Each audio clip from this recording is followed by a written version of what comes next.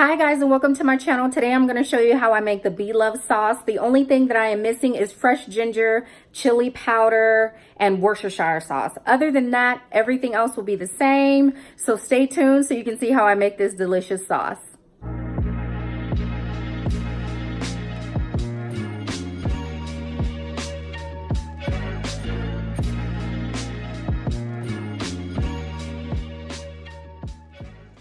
Hi guys, today I'm here to show you how I make the BLOVE'S life sauce for the seafood boil. I'm only missing a couple ingredients. I do not have ginger, I do not have Worcestershire, and then also because I am on keto, I will not have any brown sugar in this recipe.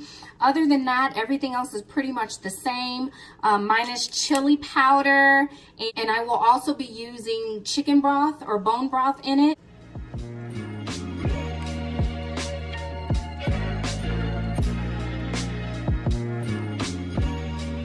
Everything that I'm going to be using is a teaspoon. I'm going to start with the teaspoon first, just to see how it goes, and then go from there. If I need to add more, I will definitely add more. But for now, we're going to start with the teaspoon.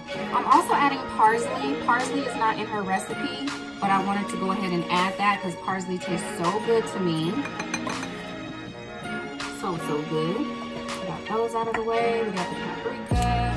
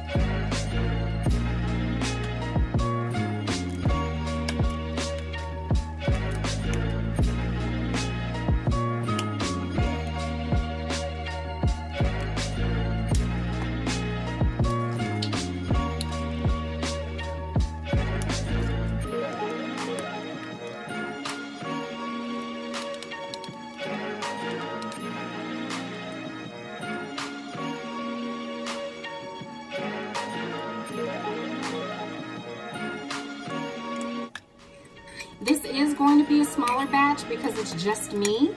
So I know this doesn't look like a lot of seasoning, but I will add and taste as I go.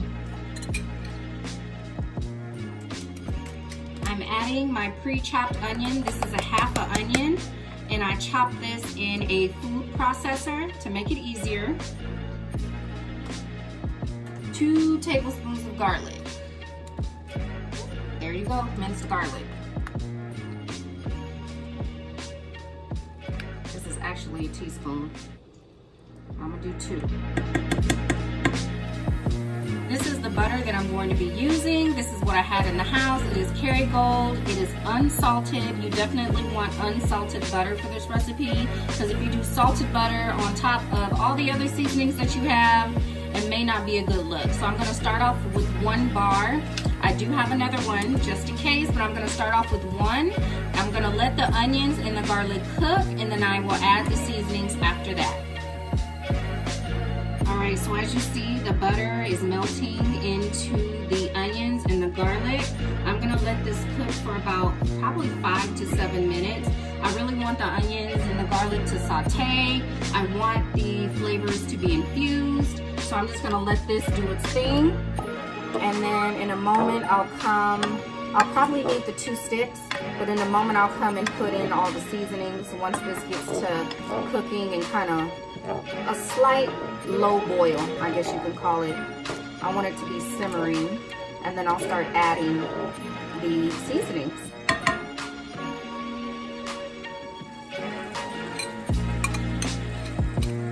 Now it's time for the seasonings. Sprinkle that in there. I'm just gonna pour all of this in there because I really feel like I don't have a lot. So we can just go ahead and dump that in.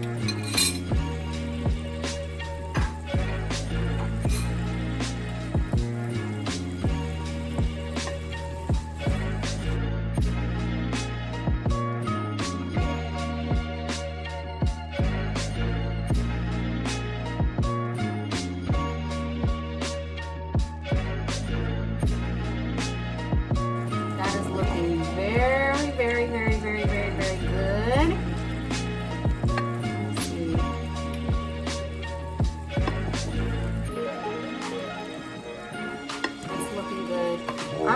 put a little bit of chicken broth in it, just spin it out a little bit, give it some more flavor though. That way it's mixed all together nicely.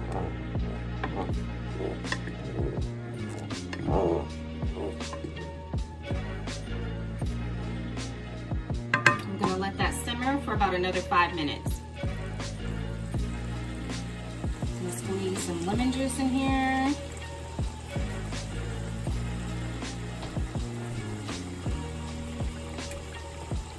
And this is pretty much done.